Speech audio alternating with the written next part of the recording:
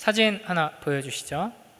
한때 유행했던 짤인데 너 때문에 흥이 깨져버렸으니 책임져 하면서 이렇게 막 춤을 추던 캐릭터가 있었어요. 혹시 이 그리스 로마 신화에 나오는 캐릭터인데 이름 아시나요? 네, 디오니소스라는 신이죠. 풍요의 신이고 또 포도주의 신이고 뭐 축제의 신, 뭐 쾌락의 신으로 불리는 디오니소스입니다. 이 디오니소스와 관련된 여러 재밌는 이야기가 많은데 그 중에 유명한 이 사람과 관련된 이야기가 있습니다. 다음 사진 보여주시죠. 미다스 왕. 보통 이제 마이다스의 손 이렇게 많이 이야기를 하죠. 이 디오니소스라는 신이 이 자신을 숭배하는 이 미다스 왕한테 소원을 들어줄 테니 하나 빌어봐라 이렇게 이야기를 합니다. 그러자 이 미다스 왕이 자기가 손으로 만지는 모든 것을 황금으로 바꿀 수 있는 그런 능력을 달라고 요구합니다. 그러자 이 디오니소스가 그거 별로 좋은 생각 같지 않은데 괜찮겠어? 이렇게 물어보죠. 좋다고, 자기는 괜찮다고 하면서 그 능력을 달라고 합니다. 그래서 그 능력을 얻게 되죠. 그래서 이 미다스 왕이 손으로 잡는 모든 것들이 황금으로 변하게 됩니다. 어마어마한 부자가 되는 거죠. 무한대의 부를 이제 소유하게 된 것입니다. 그런데 기뻐하던 찰나에 먹으려고 음식을 집는 순간 그 음식이 황금으로 변해버려서 음식을 제대로 못 먹게 되죠. 그래서 이제 이 큰일이네 하고 있다가 또 신하를 손으로 만졌는데 신하가 황금으로 변해버리고, 자기가 사랑하는 딸을 손으로 만졌는데 이 딸이 황금으로 변해버립니다. 그래서 이거 내가 좋다고 생각했는데 이거 괜히 이런 소원을 빌었다 이렇게 후회를 하죠. 그리고 나서 이제 결론에 어떤 이야기로 마무리가 되는지 좀 버전이 많더라고요. 첫 번째, 일반적으로 이렇게 끝납니다. 이 디오니소스가 그거 봐라, 내가 그 별로 안 좋은 거라고 했지, 그리고 나서 원상복구 시켜줬다, 이게 이렇게 끝나는 버전도 있고요. 또 이제 다른 버전은 이제 이 미다스 왕이 막 자기가 이거 취소하겠다, 이 능력을 없애달라 하고 요구를 하니까 디오니소스가 내가 경고하지 않았냐, 내가 분명히 한 번 더 물어봤는데 그때는 말 안 듣더니 이제 와서 어디서 네 맘대로 다시 없애달라고 해 하면서 화를 내니까 무서워가지고 벌벌 떨다가 자기를 만져가지고 이제 자기가 황금으로 변해버려요. 그래서 그걸 보고 불쌍해가지고 다시 원상복구 시켜줬다, 이런 버전이 있고요. 이제 또 세 번째 버전도 유명한데, 이거 다시 취소할래요 그랬더니 이제 디오니소스가 그러면은 어디 강에 가서 손 씻으면은 그거 없어질 거다, 그래서 그 강에 가서 이제 손을 씻었다. 이 강이 이제 팍탈로스라는 강입니다.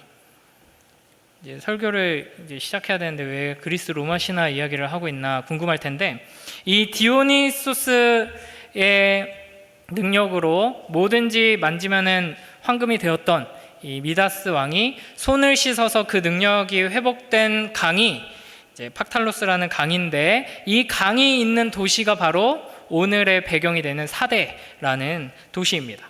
그래서 이 사대는 사금이 굉장히 유명했어요. 사금이 뭔지 아시죠? 강가에 있는 흙을 퍼가지고 막 이렇게 흔들면은 거기에 이제 금 조각들이 막 나오는. 그래서 이 사대는 사금 때문에 아주 부유한 도시였습니다. 그리고 역사상 가장 처음 금화와 은화를 만든 도시가 바로 이 사대라고 합니다. 이 사대 교회가 있던 사대라는 도시 안에는 큰 규모의 유대인들의 공동체가 있었고요. 또 이 유대인들이 도시의 지도자들과 비교적 좋은 관계를 유지하고 있었습니다. 그래서 그런지 예수님께서 사대교회에게 보내신 편지 안에는 이제 핍박과 고난과 궁핍, 앞에 있는 교회들이 주로 겪고 있었던 그런 내용들의 언급은 없습니다. 그러니까 이 사대라는 아주 부유하고 풍요로운 도시 안에서 그 도시와 좋은 관계를 맺고 있던 유대인들, 그리고 그리스도의 몸된 교회는 그 풍요로움을 맛보면서 안정적인 삶을 살고 있었던 것으로 보입니다. 여러분은 주로 기도할 때 어떤 기도 제목들을 가지고 기도하나요? 기도 자체를 별로 안 하는 분들도 많을 텐데, 보통 우리가 기도할 때 문제가 생기면 기도하고 어려움이 생기면 기도하죠. 그리고 평시에 기도할 때는 뭐 이렇게 건강을 달라고 기도하고 어려움을 겪지 않게 해달라고 기도하고 뭐 이런 기도들을 할 겁니다. 그런데 이런 기도에 모두 다 응답되었을 때 내가 하나님께 바라는, 하나님께서 이건 좀 해주셨으면 좋겠다 하는 것들이 다 이루어졌을 때 여러분은 행복할 수 있다고 생각하나요? 제 얼굴 좀 잘생기게 해주세요 라든지 제 머리통이 텅텅 빈 것 같아요, 좀 똑똑하게 해주세요 라든지 이런 기도 제목을 다 가지고 있을 텐데, 뭐 예쁜 마누라 얻게 해주세요, 뭐 이런 기도 제목들 저는 다 이루었거든요. 근데 그렇다고 해서 뭐 걱정 근심이 없고 행복하기만 하느냐? 그렇지 않습니다. 이 교회에 대해서도 마찬가지예요. 우리가 교회를 위해서 기도할 때 여러 가지 기도 제목들이 있을 텐데, 주로 우리가 많이 하는 기도 제목이 우리 교회가 건강하게, 문제 없이, 튼튼하게 잘 자라고, 이 세상에서 많은 사람들에게 칭찬받고 선한 영향력 끼치고 뭐 이런 교회가 되기를 주로 기도하죠. 그런데 이런 기도 제목이 다 이루어지면 그 교회는 하나님께 칭찬받는 건강하고 훌륭한 교회가 되느냐? 그게 아니라는 걸 보여주는 게 오늘 사대 교회의 모습이라고 할 수 있습니다. 앞에 교회들은 막 큰 핍박, 막 굶어 죽기 직전에 궁핍함, 뭐 이런 여러 가지 어려움들 가운데 있었지만, 사대 교회는 그런 어려움 가운데 있는 이들이 간절히 기도하던 그 기도 제목들이 다 이루어진 것처럼 평온하고 큰 문제 없는 이 부유한 도시 사대 안에서 그 부유함을 누리면서 살고 있었는데요. 예수님의 이 사대 교회를 향한 평가는 어떤지 우리 1절 한번 읽어보겠습니다. 1절 말씀 함께 읽습니다. 시작. 사대 교회의 사자에게 편지하라. 하나님의 7 영과 7 뼈를 가지신 이가 이르시되 내가 내 행위를 아노니 내가 살았다는 이름은 가졌으나 죽은 자로다. 아멘. 살았다는 이름은 가졌으나, 사람들이 살아있네 하고 칭찬하고 살아있는 것처럼 보이고 스스로도 살아있다고 여기지만 너는 죽었다, 이런 평가를 내리고 계십니다. 지난주에 이제 눈뜬 자에 대해서 설명하면서 제가 자고 있을 때도 눈을 뜨고 있다고 했잖아요. 비록 겉으로 보기에는 눈을 뜨고 있지만 자고 있는 상태인 것처럼, 사대교회는 겉으로 보기에는 생명이 있는 것처럼 보이지만 하나님이 보시기에는 죽었다라는 평가를 받고 있는 겁니다. 실제로 우리 가운데도 이런 경우들이 많이 있죠. 사진 하나 또 보여주시면, 이제 뭐 20대 제대로 돈을 벌지도 못하면서 막 대출을 받고 뭐 할부를 받아가지고 어마어마하게 비싼 차를 끌고 다니는 사람들이 꽤 많습니다, 요즘. 그래서 이제 20대 초반에 과하게 비싼 차를 계약하면서 기념사진을 찍은 거 이제 영정사진 찍었다 막 이렇게 이야기를 하더라고요. 겉으로 보기에는 와, 무슨 일을 하길래, 와, 얼마나 돈이 많길래 20살밖에 안 됐는데 막 몇 억짜리 차를 끌고 다니지? 이렇게 이제 사람들이 부러워하고, 자기도 막 우쭐해가지고 자기가 뭔가 된 것 마냥 그렇게 비싼 차를 끌고 다니지만 실상은 이제 단칸방에 살면서 컵라면 끓여 먹고 배 쫄쫄 굶고 친구 만나면 밥 좀 사달라 그러고, 이런 이제 한심한 인생들이 많이 있죠. 카푸어라고 하는데, 또 이런 사람들도 있습니다. 이제 바디 프로필 이렇게 한참 유행하고 있는데, 저렇게 사진 한 장 남기려고 이제 막 굶어가면서 땀 흘려서 열심히 운동해서 조각 같은 몸을 만들고, 그 다음에 찾아오는 것은 병원의 이제 진단서. 그래서 그 바디 프로필 찍으려고 운동하고 사진 찍고 하면서 이제 건강이 심하게 망가지는 사람들이 굉장히 많다고 합니다. 그러니까 지금 사대교회가 이름은 교회예요.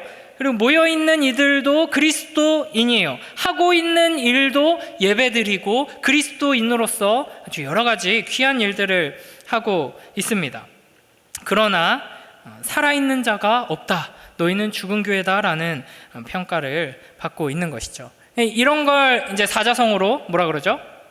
유명무실, 또 이제 빛 좋은 개살구, 속빈 강정, 안고 없는 찐빵, 뭐 이런 표현들로 이 사대교회를 설명할 수 있습니다. 또 사진 하나 보여주세요. 이게 무슨 유명한 록밴드의 콘서트 장면이 아니라 집회 장면입니다. 예배 장면이에요. 제가 좋아하는 예배팀의 예배 장면인데, 또 하나 주세요. 이렇게 이제 뭐 호주, 힐송, 뭐 영국, 뭐 이런 기독교 문화가 좀 잘 발달되어 있는 국가들에 가면은 이런 일반적인 뭐 락밴드나 콘서트장을 방불케 하는 이제 집회 모습들을 많이 볼 수 있습니다. 저도 한때 이렇게, 저는 전혀 뭐 실력이 없지만 같이 동역하던 찬양팀 멤버들이 다 이제 전공자들이었어요. 그래가지고 같이 이렇게 찬양팀을 하면은 거의 이제 프로들이 연주하는 것 같은 이제 연주를 했거든요. 그리고 이제 제가 청년 때 찬양 인도를 할 때 한 350석짜리 소극장 형태로 돼 있는 예배실에서 예배를 드렸는데, 불을 다 끄면 완전 암전되는 상황이 돼요. 그래서 조명을 이제 스포트라이트를 딱 주고 막 앞에다가 십자가를 세워놓고, 그리고 이제 그 어썸갓이라는 찬양 아시죠? 그런 막 웅장한 찬양을 이렇게 하면서 화면에다가 막 우리 주일 낮 예배 때 영광송 하듯이 막 폭포가 떨어지고 막 뭐 철새 막 5만 마리가 막 하늘을 날아가고 막 우주 사진이 막 지나가고 막 이런 거 이제 막 사진 보여주면서 막 찬양하고 이러면은 어떤 반응이 있냐면, 예배가 끝나고 이제 찬양 리더인 저한테 찾아와서 형 너무 멋있었어요 막 이러면서 오늘 찬양하다가 저 울었어요. 근데 세 가족이고 예수님이 누군지도 모르는 아이예요. 근데 막 그 찬양하다가 보니까 갑자기 가슴이 뭉클해가지고 막 눈물이 흐르고 막 오늘 너무 좋았대. 이게 이제 우리가 겉만 번지르르한 예배, 겉만 번지르르한 교회, 겉만 번지르르한 신앙 생활에 빠질 수 있다 하는 예라고 할 수 있습니다. 그러니까 건물도, 교회 건물이 아주 크고 화려하고 거기에 사람들이 북적북적하면서 여러 가지 선한 일들을 해요. 서로 사랑하면서 열정적으로 예배드리고 감동적인 찬양과 은혜로운 설교 막 귀에 쏙쏙 들어오고 좋을 틈이 없어. 막 이런 설교를 듣고 나가면서 막 기분이 막 좋아지고, 그리고 막 그 교회가 막 좋은 일도 많이 하니까 동네 사람들이 저 교회 진짜 막 좋은 일 많이 하더라 막 하면서 칭찬도 해요. 그럼에도 불구하고 하나님께는, 예수님 앞에서는 너는 죽었다 라는 평가를 받을 수 있다는 겁니다. 그러니까 세상의 눈에는 잘 되는 걸로 보이죠. 우리들이 판단하기에는 좋은 걸로 보입니다. 그러나 하나님 눈에는 사망 진단서를 내릴 수밖에 없는, 시한부 판정을 내릴 수밖에 없는 상태에 있는 교회가 있을 수 있다 하는 것이죠. 이게 굉장히 무서운 이야기인데요. 왜 예수님께서는 이런 판정을 내리실까요? 예수님이 없어서, 복음이 없어서이죠. 영원한 하나님 나라, 하나님으로부터 말미암는 생명이 없어서이죠. 교회가 아무리 좋은 일을 많이 해도 그것이 복음으로 말미암아 행하는 일이 아니라면, 자기 의를 드러내기 위한 일이라면 아무 의미가 없는 겁니다. 아무리 예배가 화려하고 사람의 감정을 막 터치하는 감동 넘치는 예배라고 하더라도 거기에 복음이 없다면 살아있는 예배라고 할 수 없는 것이죠. 그저 예배 열심히 드리고 봉사 열심히 했더니 내가 기도했던 기도가 다 응답되었다, 건강해지고 성적이 오르고 취직 잘하고 좋은 학교 가고 뭐 이런 간증들로만 가득 찬 교회라면, 교회 멤버들이 생각하기에는 하나님이 살아 역사하신다 라는 확신으로 가득 차 있을지 모르지만, 하나님이 보시기에는 너희는 생명이 없다 라는 무서운 판정을 받을 수도 있다 하는 겁니다. 우리 고린도후서 6장 9절 10절 말씀 한번 읽어볼까요? 함께 읽습니다. 시작. 무명한 자 같으나 유명한 자요, 죽은 자 같으나 보라 우리가 살아있고, 징계를 받는 자 같으나 죽임을 당하지 아니하고, 근심하는 자 같으나 항상 기뻐하고, 가난한 자 같으나 많은 사람을 부요하게 하고, 아무것도 없는 자 같으나 모든 것을 가진 자로다. 아멘. 이게 이제 그리스도인이 어떤 존재인가를 잘 보여주는 구절인데, 사대교회가 받은 책망과 정반대죠. 풍요롭고 부유하고 살아있는 것 같지만 죽은 자라는 책망을 들은 사대교회와 다르게, 참된 그리스도인은 세상이 보기에 참 아무런 능력이 없는 것 같고, 죽은 자 같고, 근심하는 자 같고, 가난한 자 같으나 모든 것을 가진 생명으로 충만한 자다라는 겁니다. 그러니까 살았다 하는 이름이 중요한 게 아니고요, 세상 사람들이 여러분을 어떻게 평가하느냐가 중요한 게 아니라는 겁니다. 세상은 주로 여러분의 외모를 가지고 판단할 거고요, 여러분의 스펙을 가지고 판단할 겁니다. 여러분의 성적이 어떠한지, 여러분의 지금 현재 가능성, 그리고 여러분이 조금 더 나이가 들면 여러분이 이루어가고 있는 것들, 어디에 소속돼 있는지, 이딴 걸로 여러분을 평가할 겁니다. 그런데 그거 아무짝에도 쓸모없다 하는 겁니다. 심지어 여러분이 그리스도인으로서 참 귀하다라는 평가를 세상에게 받는다고 할지라도, 오직 우리에게 중요한 평가는 하나님께서 우리를 어떻게 보시느냐, 불꽃 같은 눈으로 우리를 꿰뚫어 보시는 예수 그리스도께서, 우리의 겉모습, 스펙이 아니라 우리의 영혼을 꿰뚫어 보시는 예수 그리스도께서 참으로 넌 살아있다 라고 하는 평가가 중요하다 하는 겁니다. 그러니까 친구들이 아무리 넌 진짜 대단해, 멋있어, 부러워 이렇게 해도 의사 선생님이 시한부 3개월입니다 라고 하면은 의사 선생님 말 듣고 이제 정신 차릴 때가 된 거죠. 그러니까 우리는 하나님의 진단에 귀를 기울여야 합니다. 하나님의 말씀 앞에서 하나님께서 우리를 어떻게 진단하시는지 계속해서 귀 기울이며 돌아보는 우리 모두가 되길 주님의 이름으로 축복합니다. 자, 그러면 사대교회는 왜 이렇게 되었을까요?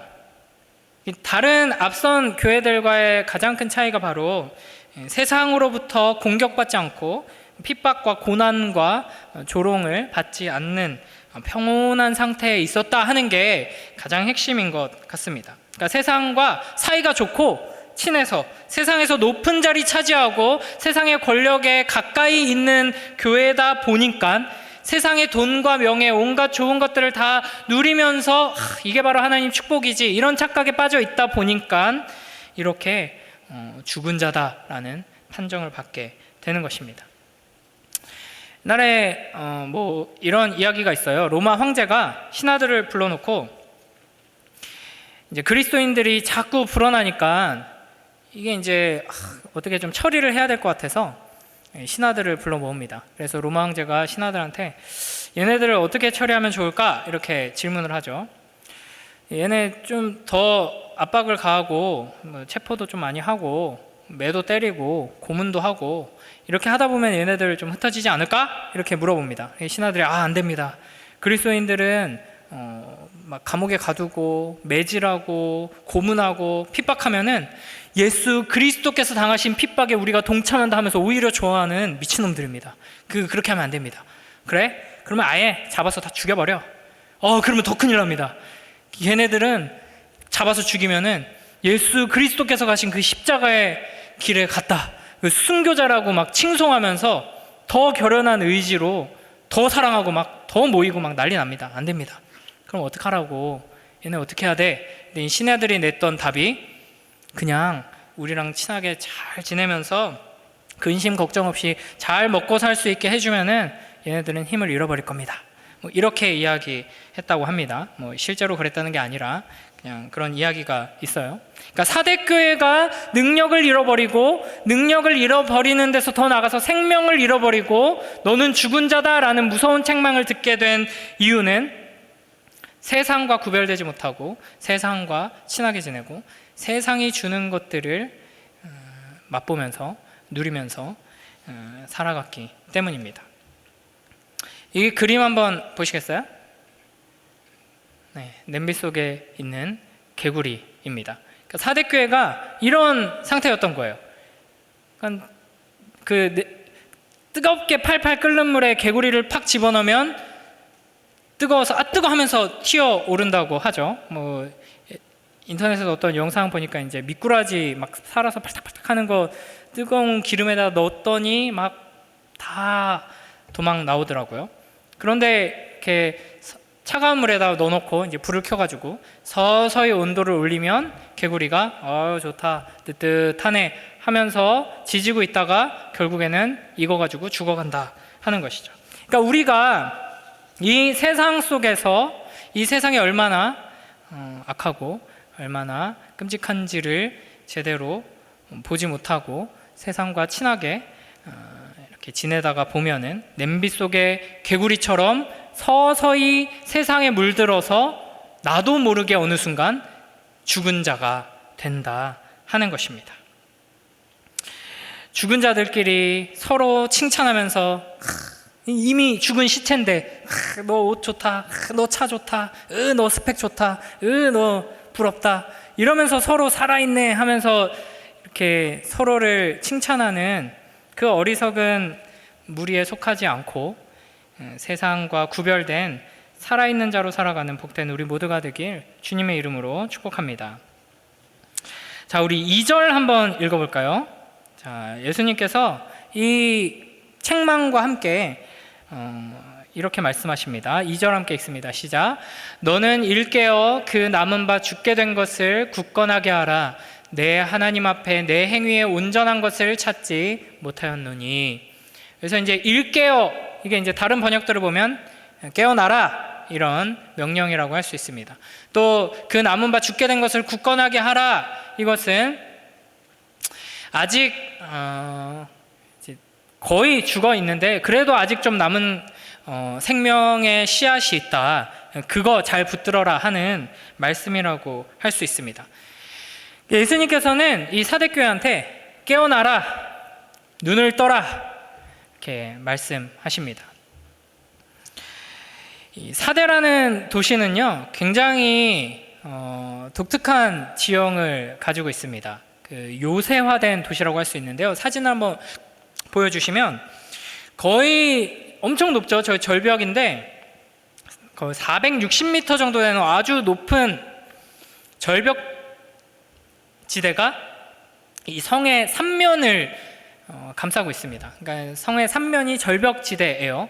그리고 한쪽 면이 좀 경사가 이렇게 있어서 난공불락의 요새라는 별명을 가지고 있습니다. 그래서 이 시대 때 불가능한 일을 이루어냈다라고 하는 표현을 사대를 함락시켰다라고 할 정도로 사대는 결코 함락할 수 없는 난공불락의 요새였습니다. 그런데 역사 속에서 이 사대라는 도시가 이전에는 고대 왕국 리디아라는 왕국의 수도였는데요, 2번 함락된 적이 있습니다. 어쩌다가 함락됐냐면 주전 546년, 이제 성경에도 나오는 유명한 왕이죠. 페르시아의 고레스 왕이 한번 함락시켰는데, 이제 여기를 함락시키려고 포위해서 이제 계속 이제 어떻게 공격을 해야 하나 노리고 있었는데 이제 뭐 끄떡이 없죠.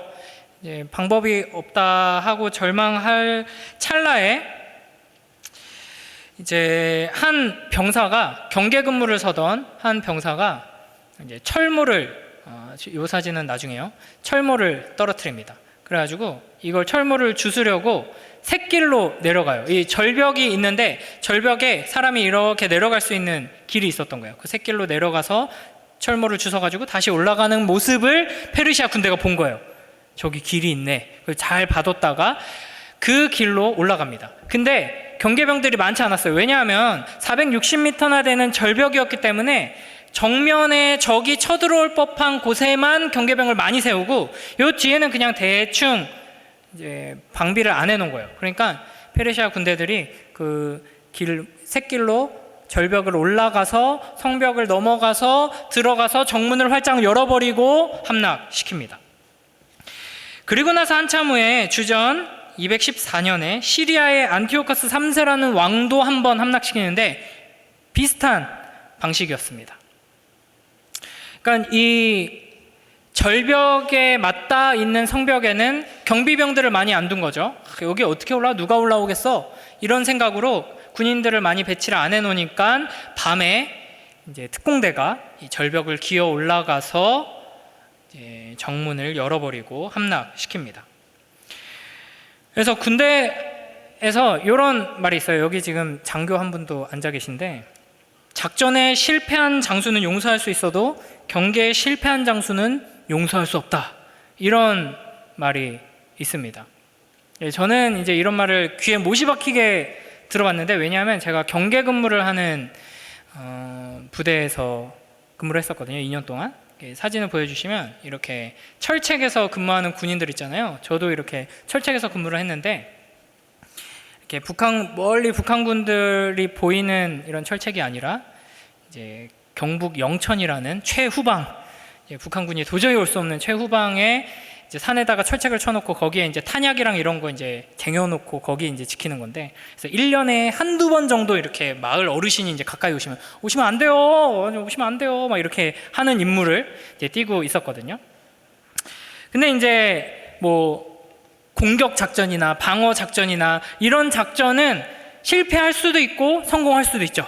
그러나 경계에 실패한다, 그러니까 경비를 잘 서야 되는데 경계에 실패한다, 그러면은 순식간에 이제 함락될 수 있기 때문에 경계에 실패한 장수는 용서할 수 없다, 이런 말이 있는 겁니다. 이제 제가 경계 근무를 2년 동안 서면서 이제 규칙적으로 불규칙적인 생활을 했어요. 이게 어떤 말이냐면 2년 내내 어떤 생활을 했냐면, 한 주는 이제 오전 6시부터 이제 오후 6시까지 12시간 동안 2시간 교대로 이제 철책에 갔다가 와서 뭐 2시간 쉬었다가 또 갔다가 2시간 쉬었다가 이런 식으로 하고요. 또 일주일이 지나면은 이제 오후 6시부터 밤 12시까지 이제 저녁 시간 6시간을 내리 철책에 서 있다가 들어오고, 또 그 다음 주는 밤 12시부터 새벽 6시까지 가서 철책에 서 있다가 들어오고, 이렇게 이제 아주 규칙적으로 불규칙적인 생활을 해서 건강이 굉장히 안 좋아졌었는데, 굉장히 피곤하거든요. 밤 12시부터 새벽 6시까지 6시간 내내 이제 군복을 입고 무장을 하고 무거운 총을 들고 눈을 부릅뜨고, 깜깜한 밤에서 별로 보이는 것도 없는데 눈을 부릅뜨고 누가 오나 안 오나, 당연히 올 사람이 아무도 없음에도 불구하고 누가 오나 안 오나 이렇게 지켜야 되는데, 사실은 누가 오는지를 지켜야 되냐면 간부, 이제 선임 뭐 이런 사람들이 와서 잘 쓰고 있나 안 쓰고 있나 이걸 지키기 때문에 그걸 봐야 됩니다. 근데 너무 피곤하다 보니까 서가지고 졸 때가 있어요. 총을 이렇게, 원래는 딱 이렇게 45도로 딱 이렇게 들고 있어야 되는데 무거우니까 그냥 이렇게 총을 이렇게 껴안고 이렇게 서가지고 이렇게 꾸벅꾸벅 졸아요. 근데 조금 고참이 되면은 기대가지고 자던지 그냥 누워서 자고 막 이러거든요. 그런데 이제 이등병 이럴 때는 그럴 수가 없어요. 그래서 이제 서서 이렇게 졸다가 급발진을 할 때가 있습니다. 서서 이렇게 졸다가 앞으로 기울어져서 한 4-5걸음을 쾅쾅쾅 앞으로 걸어가요. 그러면 이제 기대서 자고 있던 선임이 뭐야 너 졸았지? 아닙니다. 갑자기 운동이 하고 싶어가지고 막 이러다가 이제 매맞기도 하고 힘겨운 군생활을 보냈었는데요. 그러니까 그만큼 경계 근무라는 것은 굉장히 중요한 겁니다. 적군이 오나 안 오나 이거 보는 게 굉장히 중요하죠. 그러니까 이 사대라는 도시가 역사상 아주 유명한 난공불락의 요새였음에도 불구하고 2번이나 경계 근무에 실패해서 함락당했던 것을 이들이 당연히 알고 있었을 텐데, 이를 배경으로 해서 예수님께서 사대 교회에게 정신 차리고 깨어라 라고 말씀하시는 것입니다. 그러니까 지금 사대 교회는 전장의 한복판에 있는 거예요. 전투 중이에요. 적군이 언제 쳐들어올지 모르고 언제라도 쳐들어오려고 호시탐탐 노리고 있는 상황 가운데 있음에도 불구하고 우리 부대는 보급이 아주 풍성해. 근무 복귀하면은 저 막사에 가가지고 컵라면 마음껏 먹을 수 있고 막 피자도 시켜 먹을 수 있어 막 이러고, 총도 최신이야 우리는 이러고, 아주 군복도 아주 좋은 걸 입고 있어요. 막 초소도 아주 멋지게 지어놨어요. 그리고는 군인 정신 하나도 없이 초소에 누워서 자면서 과자 먹고 스마트폰 하고 이러고 있는 겁니다. 그러니까 주님께서 정신 차려라, 지금 너희는 깨어서 지금 주님께서 언제 오실지 모르는 상황을 대비해야 한다라고 말씀하시는 겁니다. 그래서 예수님께서도 깨어있으라 굉장히 많이 말씀하셨거든요. 한번 띄워주시겠어요? 우리 하나만 읽어볼까요? 마태복음 맨 위에 25장 13절 읽습니다. 시작. 그런즉 깨어있으라, 너희는 그 날과 그 때를 알지 못하느니라. 아멘. 그러니까 깨어있으라 계속 강조하십니다. 눈을 떠라 라는 말이죠. 그러니까 한 번 눈을 뜨고 나면 잘했어, 눈 떴구나 하고 끝나는 게 아니라 계속 눈을 떠라 라고 요구하시는 것이 주님의 명령입니다. 자, 그리고 나서 우리 3절 한번 읽어볼까요? 3절 말씀입니다. 시작. 그러므로 내가 어떻게 받았으며 어떻게 들었는지 생각하고 지켜 회개하라. 만일 일깨지 아니하면 내가 도둑같이 이르리니 어느 때에 내게 이르는지 내가 알지 못하리라. 아멘. 예수님께서 이제 책망하시고 나서 몇 가지 명령을 하시는데요. 내가 어떻게 받았으면 어떻게 들었는지 생각하고 라고 하십니다. 이게 이제 첫 편지, 에베소 교회에 주셨던 편지를 생각나게 하죠. 그러니까 생각하라, 이거는 기억하라 라는 의미입니다. 그러니까 에베소 교회에도 너희가 처음 받았던 그 복음을 기억해야 한다라고 말씀하셨죠. 이런 것처럼 하나님께서 주셨던 그 말씀을 한번 듣고 감동받고 예수님 최고 하고 끝나는 게 아니라 계속 기억하고 생각하는 것이 우리에게 요구됩니다. 그 중세 교회가 어마무시하게 타락했을 때 그 말씀을 계속 생각하고 기억하면서 말씀으로 돌아가려던 사람들을 통해서 종교개혁이 일어나게 된 거잖아요. 그러니까 이 죽어있는 교회가 살아날 수 있는 유일한 방법, 이제 죽어있는 우리가 살아날 수 있는 유일한 방법은 말씀을 계속 생각하고 기억하고 말씀으로 돌아가는 거다 하는 겁니다. 그리고 나서 뭐라고 말씀하세요? 지켜라 라는 것이죠. 우리 요한계시록 1장 3절 말씀 함께 읽어볼까요? 시작. 이 예언의 말씀을 읽는 자와 듣는 자와 그 가운데에 기록한 것을 지키는 자는 복이 있나니 때가 가까움이라. 그러니까 말씀을 듣고 또 듣고 계속 듣는 것이 매우 중요한데, 듣기만 하라고 말씀하시는 것이 아니라 이 말씀대로 지켜서 순종하라, 행하라 라고 주시는 것이죠. 그러니까 우리는 말씀을 생각하고 지켜야 합니다. 그리고 나서 뭘 말씀하시냐면요, 자, 3절 다시 보면은 내가 어떻게 받았으면 어떻게 들었는지 생각하고 지켜, 그 다음에 뭐죠? 회개하라. 그러니까 이게 우리가 계속 반복해야 하는 일입니다. 회개 또한 여러분이 한번 예전에 수련회 때 예수님 만나고 회개했어요 하는 걸로 끝나는 게 아니라, 회개는 우리가 평생 반복적으로 해야 하는 일이고 우리의 삶의 정체성이 되어야 하는 일입니다. 그러니까 매일매일 말씀을 붙들고 말씀 앞에 엎드리고 말씀을 듣는 자는 그 말씀을 순종하며 행하기 위해 힘쓸 것이고, 그 말씀 앞에서 우리가 얼마나 끔찍한 죄인인지를 기억하며 회개하는 자로 주님 앞에 서게 되겠죠. 그러니까 생각하고 지켜 회개하라 라고 주님께서 우리에게 명령하시는 것입니다. 이게 이제 깨어있는 것입니다. 깨어라 라고 하셨죠. 깨어있는 게 뭐냐? 계속 생각하고 그 말씀을 지켜 그리고 회개하는 것입니다. 만약 깨어나지 않으면 어떻게 한다고 하시냐면요, 내가 도둑같이 이르리니 라고 말씀하십니다.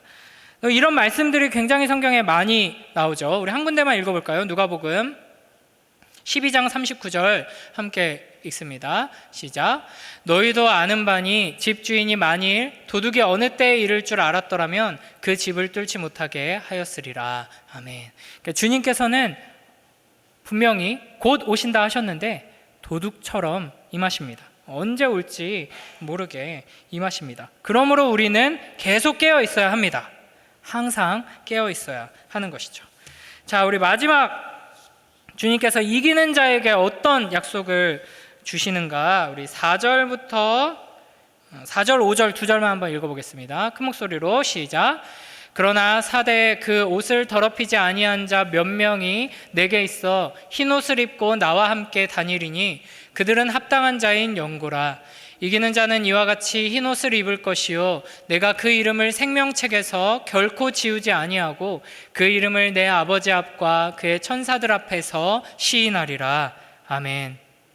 이 사대교회에도 아까 말했듯이 거의 다 죽어가지만 생명의 씨앗이 약간 남아 있습니다. 그것을 굳게 하라고 하셨는데 그들에게 주시는 약속이며 또 이제 책망받은 자들이 회복해야 할 모습인데요. 먼저 흰옷을 말씀하십니다. 우리가 요한계시록 19장 8절에 보면 이 흰옷이 무엇인지를 알 수 있는데요, 성도들의 옳은 행실이다라는 겁니다. 그러니까 너네 똑바로 해라 라는 의미이기도 한데, 사실은 우리가 하나님 보시기에 거룩하고 영광스럽고 의로운 옷을 스스로 만들어서 입을 수 없죠. 우리의 행위로 하나님을 만족시킬 수 없습니다. 그래서 결국 이 성도가 입는, 그리스도인이 입어야 하는 흰옷은 예수 그리스도의 의로 옷 입는 것이다 라는 것을 기억해야 합니다. 그러니까 우리가 똑바로 행해야 돼요. 하나님 말씀을 잘 듣고 순종하고 회개하며 사랑하고 하나님께서 명령하신 대로 순종해야 하는데, 그것을 우리의 힘으로 할 수 없기에 우리는 예수 그리스도를 믿고 의지하며 더욱 사모하며 따라야 합니다. 그렇게 믿음으로 예수 그리스도를 의지하는 자들이 입는 옷, 예수 그리스도를 믿는 자들에게 주님께서 입혀주시는 옷이 이 흰옷이죠. 그래서 오직 흰옷을 입은 자들만, 대출 막 땡겨가지고 명품으로 두른 자들이 아니라 세상이 보기에 저 사람은 진짜 착하고 선하고 거룩해 라는 평가를 받는 옷이 아니라 하나님 앞에서 참으로 살아있는 자, 참으로 거룩한 옷, 그 흰옷을 입어야 한다 하는 것이죠. 그런 자들을 생명책에서 지우지 않는다라고 약속하십니다. 그리고 뭐라고 말씀하시냐면요, 그 이름을 내 아버지 앞과 그의 천사들 앞에서 시인하리라 라고 말씀하십니다. 주님께서 우리를 시인하십니다. 우리 지난 시간에 그 맹인이었던 자가 눈뜨게 되고, 또 자기에게 일어난 일을 증언하게 되고, 또 예수 그리스도에 대해서 시인하며 증언하게 되는, 그래서 결국에는 제자가 되고 예배자가 되는 모습을 우리가 살펴봤었죠. 이처럼 참된 믿음으로 흰옷을 입고 이 세상 속에서 구별된 자로 예수 그리스도에 대해서 시인하는 자는 결국에는 마지막 때에 주님께서 우리를 시인하신다 하는 것입니다.